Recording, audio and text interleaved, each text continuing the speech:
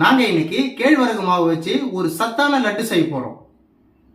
ஒரு cup 300 gram கேழ்வரகு மாவு, அரை ஸ்பூன் உப்பு, கொஞ்சம் கொஞ்சமாக தண்ணி ஊற்றி அடை தட்டுற அளவுக்கு மாவை பிசைஞ்சு வச்சுக்கணும். மாவை இந்த மாதிரி உருண்டையாக பிடிச்சி தோசைக்கல்லில் போட்டு இந்த மாதிரி தட்டிக்கணும். 2 பக்கமும் திருப்பி போட்டு லேசாக நெய்யை தடவிக்கணும். 2 பக்கத்தையும் திருப்பி போட்டு நல்லா வேக வைக்கணும். சூடாக இருக்கும்போதே சின்ன சின்னதாக பிச்சு போட்டு ஆற வைக்கணும். அரை கப்பு வறுத்த வேர்க்கடலையை மிக்சியில் கொரன்னு அரைச்சி வச்சுக்கணும். அரை கப்பு வெல்லத்தை மிக்சியில் நல்லா அரைச்சி வச்சுக்கணும்.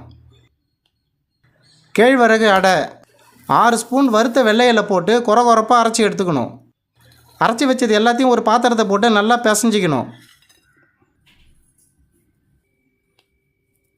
இந்த மாதிரி உருண்டை பிடிச்சி ஒரு தட்டில் வச்சுக்கணும்.